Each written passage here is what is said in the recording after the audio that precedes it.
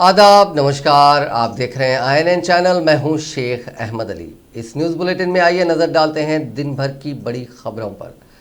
तेलंगाना में रैतु बंधु स्कीम के किसानों को 27 दिसंबर से काश्त के अखराजात के लिए माली इमदाद की तकसीम अमल में लाई जाएगी। चीफ मिनिस्टर के चंद्रशेखर राव ने आज प्रगति भवन में रैतु बंधु स्कीम के तहत किसानों में दी जाने वाली इमदाद के सिलसिले में एक जायजा इजलास मुनक्किद किया। इस इजलास में वजीर ज़राअत निरंजन रेड्डी, चीफ सेक्रेटरी सोमेश कुमार, महकमे फाइनेंस के प्रिंसिपल सेक्रेटरी रामाकृष्णा राव, ज़राअत के प्रिंसिपल सेक्रेटरी जनार्दन रेड्डी और दूसरों ने शिरकत की। इस मौके पर खिताब करते हुए चीफ मिनिस्टर ने कहा कि 27 दिसंबर से 7 जनवरी तक रैतु बंधु स्कीम के तहत किसानों को माली इमदाद फराहम की जाएगी।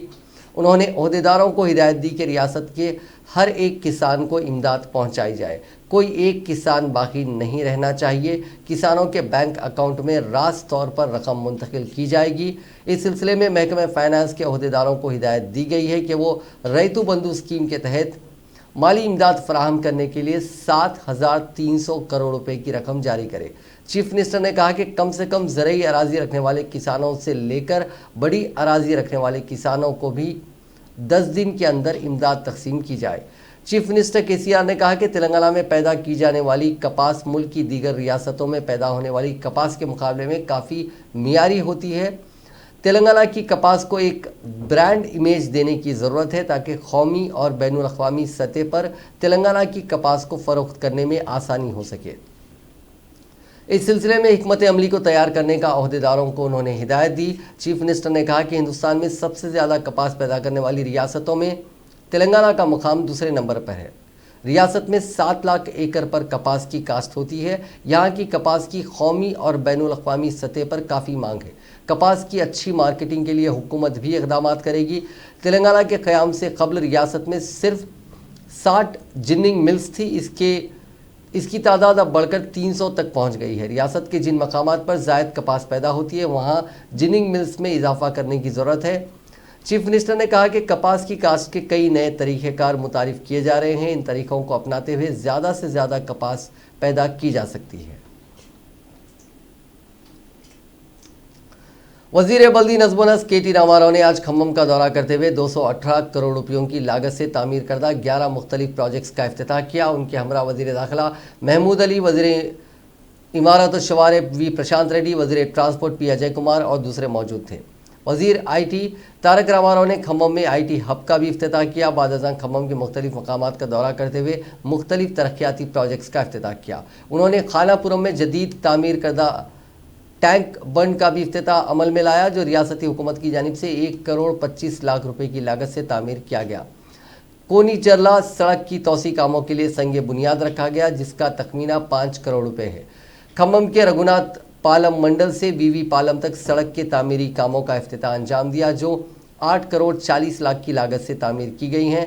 लक्काराम तालाब मिनी टैंक बंड खम्मम सर्कल पर वाक़े वज़ीर आज़म PV नरसिम्हा राव का जो मुजस्समा 11 लाख रुपए से तामीर किया गया था, इस मुजस्समे का भी इफ्तिताह अंजाम दिया। खम्मम के प्रकाश नगर में जदीद तामीर शुदा खम्मम पुलिस कमिश्नरेट की बिल्डिंग का इफ्तिताह वज़ीर दाखिला महमूद अली के हाथों इफ्तिताह अमल में आया। खम्मम के बोनकल रोड पर वाक़े धमसलापुरम रेलवे ओवरब्रिज का रोड्स एंड बिल्डिंग्स मिनिस्टर प्रशांत रेड्डी के हाथों इफ्तिताह अमल में लाया गया, जो 78 करोड़ रुपए से तामीर किया गया। बाद अज़ां वज़ीर KTR ने IT हब का इफ्तिताह अंजाम दिया। वज़ीर ट्रांसपोर्ट अजय कुमार ने कहा कि IT हब में 16 कंपनियों के इश्तराक से काम किया जाएगा। इस IT हब में खम्मम में नौजवानों को IT कंपनियां रोज़गार के लिए तरबियत भी देंगी। वज़ीर आला KCR का दिरेना ख्वाब आज शर्मिंदा ताबीर हुआ। इस मौके पर वज़ीर KTR ने खिताब करते हुए कहा कि पिछले 5 सालों में खम्मम ज़िले की बरख रफ्तार तरक्की के पीछे चीफ मिनिस्टर KCR की अनथक जद्दोजहद है। KTR ने कहा कि पूरे रियासत तेलंगाना में खम्मम ज़िले की एक मिसाली तरक्की हुई है।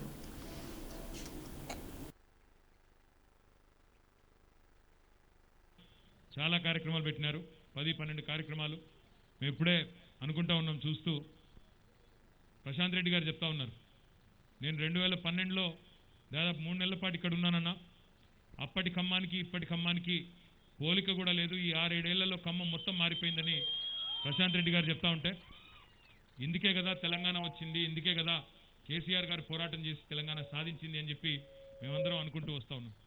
నిజంగా కూడా ఈరోజు ఈ 7-8 ఏళ్ళ స్వల్ప సమయంలోనే బ్రహ్మాండమైన అభివృద్ధి, పల్లెల్లో పల్లె ప్రగతి పేరు మీద, పట్టణాల్లో పట్టణ ప్రగతి పేరు మీద చాలా క్రమబద్ధంగా ప్రణాళికబద్ధంగా ప్రభుత్వం పనిచేస్తూ ఈరోజు పల్లె పట్టణం అనే వ్యత్యాసం లేకుండా అందరినీ కూడా కలగలిపి ముందుకు తీసుకొని పోతున్నది కేసీఆర్ గారి నాయకత్వం. అందులో ముఖ్యంగా మీ మినిస్టర్ గారు, మీ స్థానిక ఎమ్మెల్యే గారు అత్యంత చురుకైన, అత్యంత క్రియాశీలమైన, అత్యంత డైనమిక్ నాయకుడు అజయ్ గారు. ఎప్పుడు ఏదో రూపంలో నియోజకవర్గానికి నిధులు తీసుకొని పోవాలి, నియోజకవర్గానికి పూర్తి స్థాయిలో నిబద్ధతతో అభివృద్ధి చేయాలని ఒకే ఒక్క తపన తప్ప మరే వేరే లక్ష్యం లేని నాయకుడు మీకు లభించడం మీ అదృష్టం అని చెప్పి నేను విజ్ఞప్తి చేస్తా ఉన్నాను. మరి వారికి తోడుగా ఇక్కడ స్థానిక నాయకులు కూడా చక్కగా పనిచేస్తూ ఇప్పుడే మేము చూస్తూ ఉన్నాం. ఎంపీ గారు కూడా ఇప్పుడే అంటూ ఉన్నారు, అన్న ఒకప్పుడు చెరువు ఎట్లా ఉండేది, ఇప్పుడు ఎట్లా అయిందో చూడండి, చిన్న చిన్న మార్పులే కావచ్చు కానీ పట్టింపు ఉంటే పట్టించుకుంటే ఎట్లా జరుగుతుందో చూడండి అని చెప్పి నామా నాగేశ్వరరావు గారు ఇప్పుడే మాకు చెప్తా ఉన్నారు కారులో. కాబట్టి మీ అందరికీ నేను చేసే విజ్ఞప్తి ఒకటే, ఎన్నికలు వచ్చినప్పుడు రాజకీయాలు మాట్లాడుకోవచ్చు, ఎన్నికలు లేని సందర్భంగా పార్టీలకు అతీతంగా అందరం కూడా కలిసిమెలిసి అభివృద్ధి విషయంలో ముఖ్యంగా గ్రామాలు కానీ పట్టణాలు కానీ చేసుకోవాల్సిన బాధ్యత మన మీద ఉంటుంది. మరి అందులో రఘునాథపాలెంని ఒక ఆదర్శ మండలంగా చేయాలని మీ మంత్రి గారు కంకణం కట్టుకున్నారు. మంత్రి గారు అభివృద్ధితో, మంత్రి గారు డబ్బులు తెస్తే మాత్రమే ఆదర్శ మండలం కాదు, ప్రజల భాగస్వామ్యం ఉండాలి. మీరు కూడా పూర్తి స్థాయిలో పాలు పంచుకుని పారిశుద్ధ్యం విషయంలో కానీ ఇంకా ఇతర కార్యక్రమాల విషయంలో కానీ మీరు కూడా పాలు పంచుకుని, మీరు కూడా మా వంతు బాధ్యతగా మేము కూడా మా ఊరిని ఇంత చక్కటి చెరువు చేసుకున్నాం, దాన్ని చక్కగా పరిశుభ్రం. रियासती हाईकोर्ट ने ग्रेटर हैदराबाद म्यूनिसिपल कॉरपोरेशन के बल्दी डिवीजन नेरद मेट के वोटों की गिनती के अमल को अंजाम देने की इजाज़त दे दी है, जिसके बाद इस हलके के नतायज जारी करने की राह हमवार हो गई है। बीजेपी के लीगल सेल के कायद एंथनी रेड्डी ने जीएचएमसी इंतखाबात के वोटों की गिनती से कबल रियासती इलेक्शन कमीशन की जानिब से जारी करदा इस सर्कुलर को हाई कोर्ट में चैलेंज किया था, जिसमें इलेक्शन कमीशन ने इंतखाबी निशान पर बॉल पेन या किसी भी तरीके से मोहर लगाने पर दुरुस्त वोट करार दिया था। गुज़िश्ता 2 दिनों तक इस केस की हाईकोर्ट में समाअत हुई और आज हाईकोर्ट ने फैसला सुनाते हुए कहा कि इंतखाबी निशान पर किसी भी तरह से मोहर लगाने पर वो वोट कारकर्द करार दिया जाएगा। हाईकोर्ट ने नेरद में डिवीजन में दूसरे तरीकों से मोहर लगाए गए 544 वोटों की गिनती करने की हिदायत दी। वाज़ेह रहे कि मामला हाईकोर्ट से रुजू होने के बाद 4 दिसंबर को हुई वोटों की गिनती के दौरान नेरद मेट के नतायज को रोक दिया गया था, क्योंकि वहाँ बैलेट बॉक्सेस में 544 ऐसे वोट बरामद हुए थे जिसमें स्वास्तिक के निशान के बजाय राय दहिंदों ने दूसरे तरीके से मोहर लगाया था। गिनती को रोक देने से कबल नेरद मेट बल्दी हल्के में टीआरएस के उम्मीदवार 504 वोटों की अक्सरियत से आगे चल रहे थे और अब मजीद 544 वोटों की गिनती के बाद इस हल्के के नतायज को जारी कर दिया जाएगा।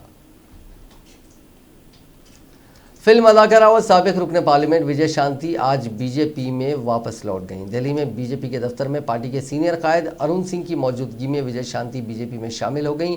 इस मौके पर बीजेपी के रियासती सदर बंडी संजय, मरकजी ममलिकती वज़ीर दाखिला G Kishan Reddy, BJP OBC cell के चेयरमैन डॉक्टर के लक्ष्मण और साबिक रुकने पार्लियामेंट जी विवेक भी मौजूद थे। अरुण सिंह ने विजय शांति को जाफरानी खंडवा पहनाकर पार्टी में शामिल कर लिया। बादशाह मीडिया से बात करते हुए विजय शांति ने कहा कि वो टीआरएस को सबक सिखाने के लिए बीजेपी में शामिल हुई हैं। उन्होंने कहा कि वो सबसे पहले अलहदा रियासत तेलंगाना की तहरीक साल 1998 में शुरू की थी, ताहम तेलंगाना के हुसूल के लिए उन्होंने अपनी पार्टी को टीआरएस में जम कर दिया था, लेकिन केसीआर ने उनके साथ मुनासिब इंसाफ नहीं किया। विजय शांति ने कहा कि केसीआर सिर्फ अपने ख़ानदान के अरकान को ही सियासी तौर पर आगे बढ़ाने की कोशिश करते थे, इसलिए आज केसीआर के ख़ानदान का हर फर्द किसी न किसी ओहदे पर फायज है। विजय शांति ने कहा कि 2023 में बीजेपी तेलंगाना में इख्तिदार हासिल करेगी।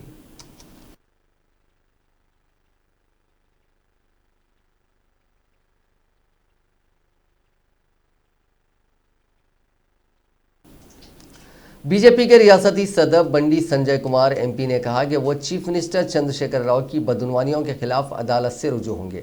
दिल्ली में मीडिया के नुमाइंदों से बात करते हुए उन्होंने कहा कि केसीआर की बदउनवानियों के उनके पास तमाम शवाहिद हैं, उन तमाम शवाहिद के साथ वो अदालत में दरख्वास्त दाखिल करेंगे।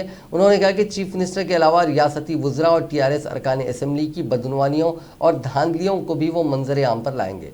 उन्होंने कहा कि अराजियात के रजिस्ट्रेशन के अमल को रोक दिया गया, जिससे आवाम को काफ़ी मुश्किलात का सामना करना पड़ रहा है। उन्होंने कहा कि रियासत में बीजेपी ही टीआरएस की बदउनवानियों को रोक सकती है।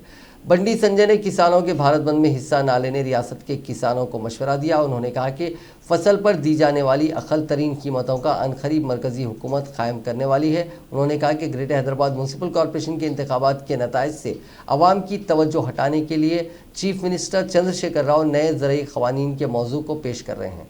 उन्होंने कहा कि चीफ मिनिस्टर ने अब तक ज़रई क़वानीन की मुखालिफत की वजाहत नहीं की। किसानों को फ़ायदा पहुँचाने के लिए मरकज़ी हुकूमत ने नए क़वानीन को मंजूरी दी है। ऐसे क़वानीन की KCR हुकूमत मुखालिफत कर रही है।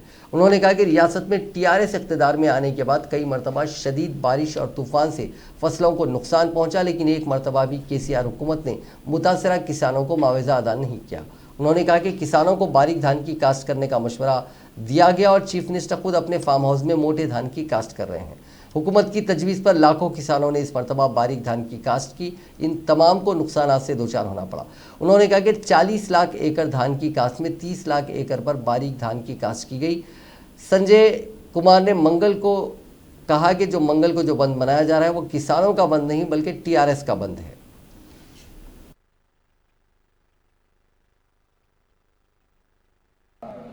अभी उत्तराखंड के प्रवास पे है, शाम को आ जाएंगे। उनके निवास पे पुनः विधिवत पटका पहना करके आपका ज्वाइनिंग और स्वागत होगा और आप राष्ट्रीय अध्यक्ष जी को बुके देकर अभिनंदन करेंगे। उस समय भी आपको हम आमंत्रित करेंगे।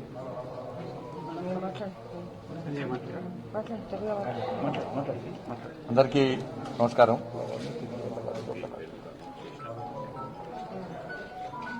కాంగ్రెస్ పార్టీ సీనియర్ నాయకురాలు క్యాంపెయినింగ్ కమిటీ చైర్మన్ శ్రీమతి విజయశాంతి గారు ఈరోజు భారతీయ జనతా పార్టీలో చేరబోతున్న సందర్భంలో వారికి రాష్ట్ర శాఖ తరఫున హృదయపూర్వక స్వాగతం పలుకుతున్నాం। ఇప్పుడే వారు అనుకున్న ముహూర్తంలో అనుకున్నటువంటి టైంలో మెంబర్షిప్ తీసుకోవడం జరిగింది। గౌరవనీయులు పెద్దలు భారతీయ జనతా పార్టీ జాతీయ ప్రధాన కార్యదర్శి అరవింద్ సింగ్ గారి చేతుల మీదుగా మెంబర్షిప్ తీసుకోవడం జరిగింది। సాయంత్రము 9 గంటలకు శ్రీ JP నడ్డా గారి యొక్క ఆశీర్వాదంతో వారి ద్వారా తిరిగి పార్టీలకు రావడానికి సిద్ధమై ఉన్నారు।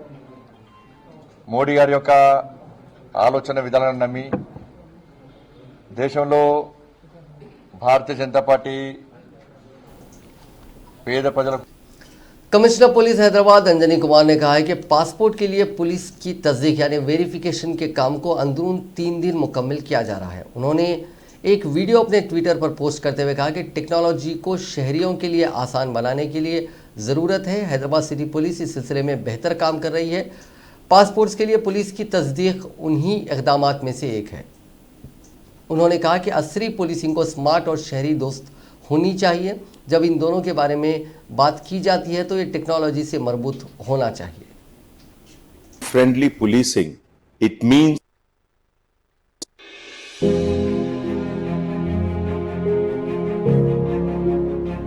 friends, modern policing has to be smart and citizen friendly.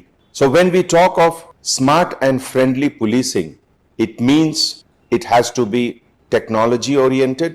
At the same time, it should be convenient to common public. With this objective, Hyderabad City Police has been practicing the passport verification system on the smart policing platform. As you are aware, we receive almost 1.25 lakhs application every year from the Ministry of External Affairs, from the regional passport officer regarding police verification for making of new passports. You will be happy to know that earlier the time taken for this was 48 days, and gradually with the introduction of smart policing concept we have brought it down to 3 days. How this has happened? This has happened because each and every police officer in the passport verification cell has been given an iPad, and he goes to the residence of the person who has applied for the passport, verifies the antecedents. Telangana हुकूमत ने हालिया सैलाब मुतासरीन के लिए अबूरी इमदाद की रकम रास्त तौर पर उनके बैंक खातों में जमा करवाने का फैसला किया है। GHMC के ओहदेदारों ने सैलाब मुतासरीन से ख्वाहिश की है कि वो 10,000 रुपये के लिए मी सेवा सेंटर्स न आएँ। अपने बयान में जीएचएमसी के ओहदेदारों ने कहा कि मुतासरीन को मी सेवा सेंटर्स पर आने की ज़रूरत नहीं है। ओहदेदार खुद मुतासरा ख़ानदानों के मकानात पहुँचेंगे। ये ओहदेदार उनकी शिनाख्त की जाँच करेंगे, जिसके बाद उनके बैंक खातों में रास तौर पर ये रकम जमा करवा दी जाएगी। जीएचएमसी इंतखाबात से पहले सैलाब राहत को रोक दिया गया था, क्योंकि इससे इंतखाबी ज़ाब्ते अखलाक की खिलाफ वर्जी करार दिया गया था। ताहम जीएचएमसी के इंतखाबात के लिए हुक्मरान जमात टीआरएस की जानिब से मंशूर की इजराई के बाद वज़ीर आला ने कहा था कि इंतखाबात के बाद ओहदेदार सैलाब मुतासरीन के लिए इमदाद फराहम करेंगे। इस माली इमदाद के लिए पीर के दिन दोनों शहरों हैदराबाद और सिकंदराबाद में मी सेवा सेंटर्स के करीब मुतासरीन की तवील कतारें देखी गई। तेलंगाना के वज़ीर आला चंद्रशेखर राव के कैंप ऑफिस प्रगति भवन का पीईटी खातून उम्मीदवारों ने मुहासरा करने की कोशिश की। बड़ी तादाद में ख़वातीन वहां पहुंची और एहतजाज किया। उन्होंने हुकूमत के खिलाफ नारेबाजी भी की। वरंगल, नागर कर्नूल, महबूब नगर, खम्मम और करीम नगर से खातून उम्मीदवारों की बड़ी तादाद इस एहतजाज में हिस्सा लेने के लिए पहुंची। उनका कहना है कि साल 2018 से अब तक गुरुकुल स्कूल्स में पीईटी उम्मीदवारों की भर्ती के लिए नतायज जारी नहीं किए गए। उन्होंने कहा कि मामला अदालत में ज़ेरे दौरा है, ताहम हुकूमत ने इस मामले पर अपना जवाब अदालत में दाखिल नहीं किया और लापरवाही का मुजाहरा किया जा रहा है। उन्होंने कहा कि इन मुलाजिमतों को पुर करने के लिए 2017 में नोटिफिकेशन जारी किया गया और 2018 में इम्तिहान मुनक़िद हुआ, ताहम इसके नतायज अभी तक जारी नहीं किए गए। इस एहतजाज के नतीजे में प्रगति भवन के करीब ट्रैफिक जाम रही, जिस पर चौकस पुलिस ने एहतजाजियों को गिरफ्तार करते हुए पुलिस स्टेशन मुंतकिल कर दिया। दुनिया भर में कोरोना वायरस से मुतासरीन की तादाद आज 6,75,45,431 हो गई है, जबकि इस मोजी वायरस से अब तक 15,44,281 लोगों की मौत हो गई है। हिंदुस्तान में कोविड-19 के मुतासरीन का आंकड़ा 96,77,203 हो गया है, जबकि 1,40,573 अफराद हलाक हो चुके हैं। तेलंगाना में मुतासरीन की तादाद 2,73,858 हो गई है, जबकि 1,474 अफराद हलाक हो चुके हैं। तेलंगाना में पिछले 24 घंटों में 517 नए मामला सामने आए और 2 अफराद की मौत हुई। रियासत में फ़िलहाल 7,778 कोविड-19 मरीजों का इलाज चल रहा है। वज़ीर सेहत ईटला राजेंद्र ने कहा है कि कोविड वैक्सीन की तकसीम के लिए तमाम इंतजामात मुकम्मल कर लिए गए हैं। मीडिया से बात करते हुए वज़ीर सेहत ने कहा कि तेलंगाना में कोल्ड चेन सिस्टम को तैयार रखा गया है। जैसे ही वैक्सीन तेलंगाना में आएगा, सबको वैक्सीन फराहम करने ये कोल्ड चेन सिस्टम के तहत दिया जाएगा। सबसे पहले तिब्बी अमला, दीगर कोविड वॉरियर्स, उसके बाद पुलिस और स्लम बस्तियों की आवाम को वैक्सीन फराहम की जाएगी।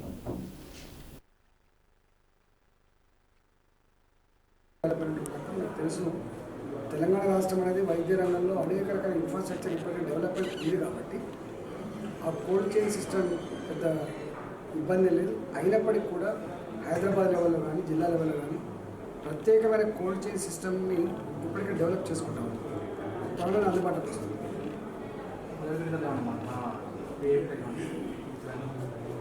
ఫస్ట్ విఐపీలు హెల్త్ డిపార్ట్మెంట్ స్టాఫ్, సెకండ్ విఐపీలు ఇంతకుముందు చెప్పిన శానిటేషన్ వర్కర్స్, పోలీస్ ఇట్లాంటి సెకండ్ మా మొత్తం మా విఐపీస్ దెన్ వస్తిరాల యూనివర్సిటీ। बीजेपी के साबिक रुकन असेंबली एनवीएस प्रभाकर ने कहा है कि केसीआर किसानों के लिए मगरमच्छ के आंसू बहा रहे हैं। मीडिया से गुफ्तगू करते हुए उन्होंने कहा कि बंद की तायद करने वाली पार्टियां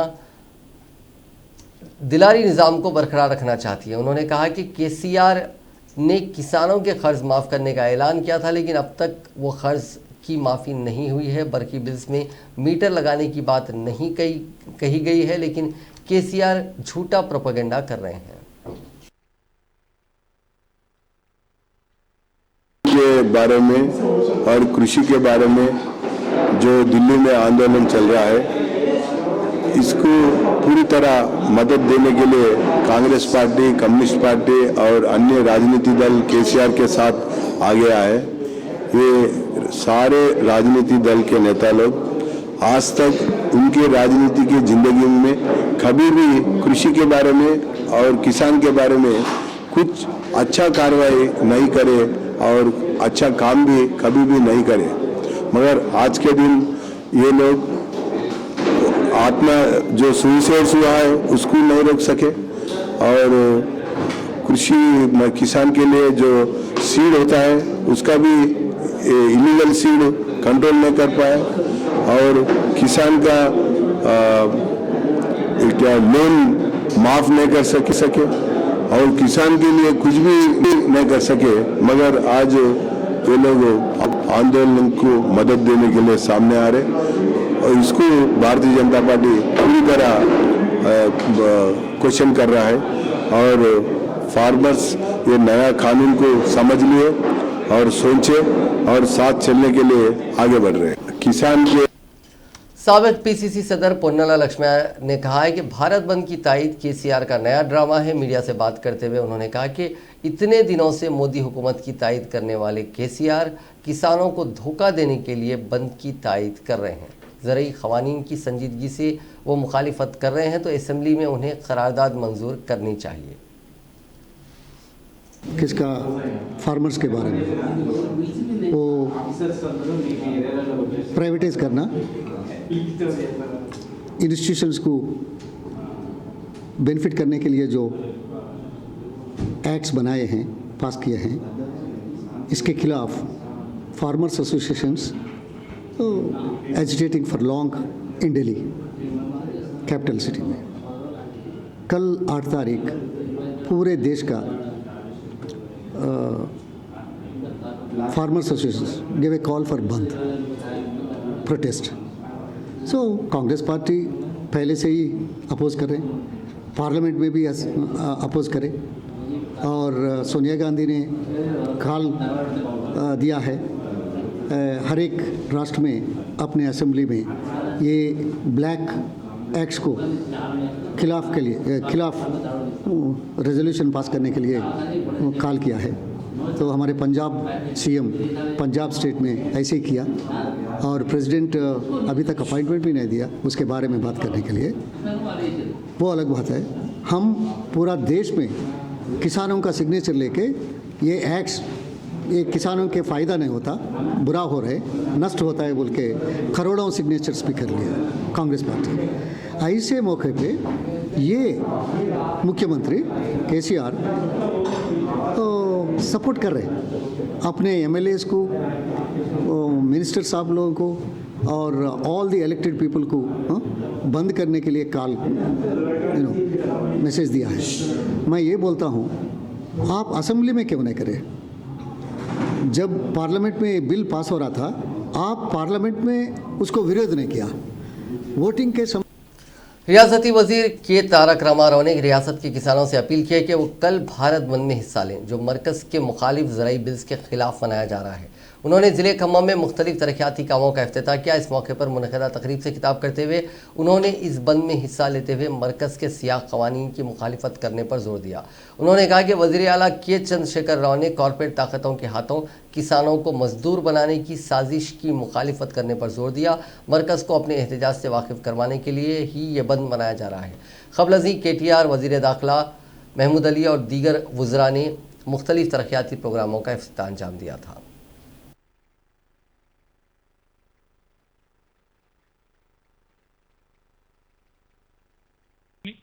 పారిశుద్ధ్యం విషయంలో కానీ ఇంకా ఇతర కార్యక్రమాల విషయంలో కానీ మీరు కూడా పాల్పంచుకొని మీరు కూడా మా వంతు బాధ్యతగా మేము కూడా మా ఊరిని ఇంత చక్కటి చెరువు చేసుకున్నాం, దాన్ని చక్కగా పరిశుభ్రంగా ఉంచుకుంటామని కానీ, లేదా మనం డెవలప్ చేసుకున్న ఇతర కార్యక్రమాల్లో కూడా అదే పద్ధతిలో అన్ని చక్కగా మెయింటైన్ చేసుకుంటామనే ఒక స్ఫూర్తి స్థానిక సంస్థల ప్రజాప్రతినిధులు వార్డు మెంబర్ నుంచి మొదలు పెడితే సర్పంచ్ ఎంపీటీసీ నుంచి అందరం కూడా ఏకోన్ముఖంగా కదిలినప్పుడే సాధ్యమవుతుంది తప్ప ఆదర్శ మండలం అనేది కేవలం డబ్బులతో కాదు అనే విషయాన్ని కూడా మీకు గుర్తు చేస్తూ మళ్ళొకసారి రైతన్నలందరికీ నేను ఈ మండల రైతన్నలందరికీ కూడా విజ్ఞప్తి చేస్తా ఉన్నాను. రేపు గౌరవ పెద్దలు కేసీఆర్ గారి పిలుపు మేరకు మరి మొత్తం రాష్ట్ర వ్యాప్తంగా కూడా అన్ని మండల కేంద్రాల్లో కేంద్ర ప్రభుత్వం తీసుకొచ్చిన నల్ల చట్టాలు ఏవైతే ఉన్నాయో, కార్పొరేట్ శక్తుల ఆధీనంలో వ్యవసాయాన్ని పెట్టి రైతుకు కనీస మద్దతు ధర చేయకుండా, కనీస మద్దతు ధర కూడా రాకుండా చేసే కుట్ర ఏదైతే ఉందో, రైతును కార్పొరేట్ శక్తుల చేతుల్లో ఒక కార్మికుడిగా మార్చే కుట్ర ఏదైతే ఉందో దాన్ని తిప్పికొట్టాలి, ఆ చట్టాలను వెనక్కి తీసుకోవాలని చెప్పి పెద్దలు కేసీఆర్ గారి పిలుపు మేరకు రేపు మీరు రఘునాథ్ పాలెం సెంటర్లో కూడా పెద్ద ఎత్తున మీరు కూడా అందరూ పాల్గొని ఆ ధర్నా కార్యక్రమాన్ని కూడా విజయవంతం చేయండి. కేంద్ర ప్రభుత్వానికి రాష్ట్ర రైతాంగం తరఫున నిరసన చెప్పండి అని చెప్పి మీ అందరికీ ఒకసారి విజ్ఞప్తి చేస్తూ ఈ అవకాశం ఇచ్చిన రవాణా శాఖ మంత్రి గారికి, స్థానిక ఎంపీ గారికి, స్థానిక నాయకత్వానికి ధన్యవాదాలు తెలియజేస్తూ జై मध्य प्रदेश के वज़ीर आला शिवराज सिंह चौहान ने इल्ज़ाम लगाया है कि अपोजिशन पार्टीज नए ज़रई क़वानीन को लेकर किसानों को बहका रही हैं। उन्होंने हैदराबाद में तेलंगाना स्टेट बीजेपी ऑफिस में एक प्रेस कॉन्फ्रेंस से खिताब करते हुए कहा कि नए ज़रई क़वानीन से किसानों को फ़ायदा होने वाला है, लेकिन कुछ अपोजिशन पार्टीज किसानों को इस मामले में गुमराह कर रही हैं। किसान हितैषी कोई नहीं है। उन्होंने दीर्घकालीन कदम किसानों के हित में उठाए हैं, वहीं तात्कालिक सहायता की भी जरूरत पड़ी है तो उससे भी पीछे नहीं हटे। Ashish ji will take a five. Yeah, you want to. Social media में एक वायरल हो रहा है न्यूज़, जो मध्य प्रदेश की राज्य में किसान ने जो गेहूं बेचने के लिए, धान बेचने के लिए आते, हम जेल में डालते, इसके ऊपर फाइन डालते, इसके ऊपर सोशल मीडिया में ज़्यादा वायरल हो रहा है तेलंगाना राज्य में। इसके ऊपर आप क्या क्या मैंने तो कहीं देखा नहीं सोशल मीडिया में क्या ऐसा चल गया, लेकिन मध्य प्रदेश में मैं केवल आपको आंकड़े बता रहा हूँ। आपने सवाल पूछे ये, पिछली बार हमने जो वीट की गेहूं की खरीद की 1,29 लाख मीट्रिक टन, जो पंजाब से भी ज्यादा थी हिंदुस्तान में, और धान की बम्पर खरीदी अभी जारी है। किसानों को एमएसपी दिया जा रहा है और खरीदी की उत्तम व्यवस्था मध्य प्रदेश में है। रीजनल ఎవరైనా అజయ్ గారు ఎవరైనా प्रांत से जो आता है जो మీ దగ్గర ఎవరైనా किसानों के लिए तीसरे प्रांत का नहीं। देखिए, कुछ ऐसी घटनाएं प्रकाश में आई कि जो हमारे पीडीएस सिस्टम का पुराना रखा हुआ अनाज था, उसको ट्रक में लाके किसी ने बेचने की कोशिश एमएसपी पे की। वो ट्रक पकड़े गए, तब हमने कहा कि ऐसे लोगों को मत छोड़ो जो रिसाइकिल करते हैं, गरीबों का खरीद कर वही फिर एमएसपी पे बेच जाए, सस्ता खरीद के महंगा, ये नहीं चलेगा। मैंने केवल उसकी बात कही थी, बाकी किसान स्वतंत्र है। We'll take one more last. Ashish, you want to have? Go ahead. Sir, जो प्रोटेस्ट हो रहे हैं दिल्ली में अभी, बात आपने की राजनीतिक पार्टियां उस प्रोटेस्ट को हाईजैक कर रही हैं। कुछ ऐसे भी, जैसे आप दिल्ली पुलिस ने भी कुछ एक्शन किया है, कुछ विदेशी ताकतों की भी लगता है कि कुछ इसको यूटिलाइज करने की कोशिश की जा रही है, कंट्री को डिस्टेबलाइज करने की कोशिश। देखो, दो चीजें मैं स्पष्ट कर दूं। एक, विशुद्ध रूप से जो किसान है, उस्मानिया यूनिवर्सिटी के कल यानी मंगल के रोज़ मुनक़िद होने वाले तमाम इम्तिहानात को भारत बंद की वजह से मुलतवी कर दिया गया है। यूनिवर्सिटी इंतज़ामिया ने इस बात की इत्तला दी है। यूनिवर्सिटी ने साथ ही इस बात की सुराहत भी की है कि 9 दिसंबर को तयशुदा तमाम इम्तिहानात टाइम टेबल के मुताबिक मुनक़िद होंगे। यूनिवर्सिटी के अहदेदारों ने बताया कि 8 दिसंबर को मुलतवी होने वाले इम्तिहानात के टाइम टेबल का जल्द ऐलान किया जाएगा। ये सभी को मालूम है कि मुल्क भर के किसानों ने मरकज़ी हुकूमत की जानिब से नए ज़रई क़वानीन के ख़िलाफ़ भारत बंद का ऐलान किया है। मदीना एजुकेशन सोसाइटी के सेक्रेटरी व हैदराबाद के माहिर तालीम KM आरिफुद्दीन साहब का इंतकाल हो गया। वो गुज़िश्ता कुछ दिनों से अलील थे। मरहूम मदीना पब्लिक स्कूल नामपल्ली के बानी थे, जिसको बाद अज़ा शहर के तालीमी मरकज़ में तब्दील किया गया, जहाँ बिलखुसूस लड़कियों के लिए आला तालीम का इंतज़ाम किया गया। KM आरिफुद्दीन अपने तालीमी इक़दामात के ज़रिए अक़लियतों की बहबूद और उनको ऊंचा उठाने के लिए अपने रोल के लिए जाने जाते थे। ख्वाजा मोहम्मद आरिफुद्दीन, जो कि KM आरिफुद्दीन के नाम से मुल्क बैरून मुल्क में एक माहिर तालीम मुसल्लह कौम तेलंगाना तहरीक के सिपाही के तौर पर जाने जाते रहे। वो केयर हॉस्पिटल में ज़ेर इलाज थे। आज उनकी जसद खाकी को आखिरी दीदार के लिए दोपहर 1 ता 3 बजे मदीना पब्लिक स्कूल हिमायतनगर में रखा गया। KM आरिफुद्दीन के साथ एक अहद का खात्मा हो गया। अब KM आरिफुद्दीन जो पेशे से वकील थे, दौरे तालिब इल्मी से हरकियाती शख्सियत रहे। उस्मानिया यूनिवर्सिटी स्टूडेंट्स यूनियन के नायब सदर भी रहे। 1977 में उन्होंने औकाफ़ी जायदादों के तहफ़्फ़ुज़ के लिए एक सयालती औकाफ़ कमेटी कायम की, जिसमें शहर की सरकर्दा शख्सियात को शामिल किया गया था। इसी असना में उन्हें मजलिस शुरा दस्ती पार्चा बाफ़ी हरमैन शरीफैन का पहला रुकन और फिर 1980 में सेक्रेटरी मुंतखब किया गया। ये इदारा सऊदी अरब के माशी तौर पर पसमानदा ख़ानदानों को इमदाद फराहम करता था, जिसके लिए औरतों को खुद मुख्तफी बनाने के लिए पार्चा बाफ़ी की ट्रेनिंग दी जाने लगी।